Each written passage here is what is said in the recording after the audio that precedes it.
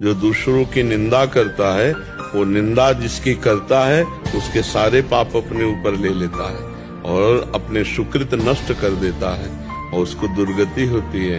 निंदा सुनने वाला और निंदा करने वाला दोनों अधोगति को प्राप्त होते हैं। तो बहुत खतरनाक बात है। जानते हो इसके फल क्या होते हैं? गलित, कुष्ठ, नाना प्रकार के घृणित रोग, जिससे तुम्हें कुछ छुएगा नहीं, ऐसे रोग पैदा हो जाएंगे।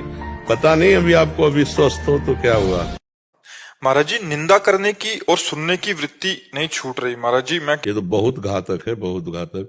इसमें तो दुर्गति पक्की समझो।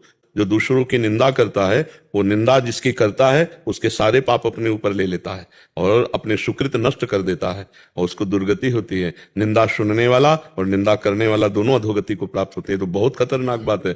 किसी महापुरुष संत की निंदा बन गई तो एक क्षण में सारे जन्मों के पुण्य नष्ट हो जाएंगे। इसको तो बिल्कुल छोड़ो। ऐसे महाराज जी कसम खाते हैं बार बार, 2-3 घंटे बाद किसी का कॉल आ गया तो फिर वही सब शुरू हो जाता है। नहीं नहीं नहीं, आप समझ लो। हमें पता हो कि इस भोजन में जहर है तो हम खा सकते हैं क्या? नहीं खाएंगे ना। ऐसे हमें पता है ये बात जहरीली है, हमारे पुण्य नष्ट कर देगी, तो ऐसे कैसे हो जाता है? ऐसे नहीं, बिल्कुल नहीं। इसमें आपका प्रमाद भाव है। प्रमाद स्थिति को सुधारिए, नहीं तो प्रायश्चित के लिए क्या करना चाहिए? आज से नियम ले लो कि मैं किसी की निंदा नहीं करूंगी और किसी को निंदा करेगा तो कान में अंगुली डाल लूंगी। जहां भगवान की, संतों की, भक्तों की निंदा हो रही हो, वहां हमारा बल हो तो उसकी जबान बंद कर दे और नहीं तो कान में अंगुली डाल के वहां से सभा का त्याग कर दे। शास्त्रीय मर्यादा। ऐसे थोड़ी कि हम किसी की निंदा करें और हम सुखी रहें। अभी तो कोई फल नहीं जागृत हुआ, फल जागृत होगा तो जानते हो इसके फल क्या होते हैं? गलित, कुष्ठ, नाना प्रकार के घृणित रोग, जिससे तुम्हें कुछ छुएगा नहीं, ऐसे रोग पैदा हो जाएंगे। पता नहीं अभी आपको अभी स्वस्थ हो तो क्या हुआ। कृपा कीजिए, बल प्रदान कीजिए। सबसे बड़ी कृपा ये मानो कि आज के बाद हम कभी किसी की निंदा नहीं करेंगे और ना कभी किसी की निंदा सुनेंगे। जैसे आपको कोई गाली दिया, आप सह गए, तो आपका पाप कर्म नष्ट हो गया। वो आपकी बात बना रहा है, आपको आगे चलकर सुख मिलेगा और वो तो अपने आप भोगेगा।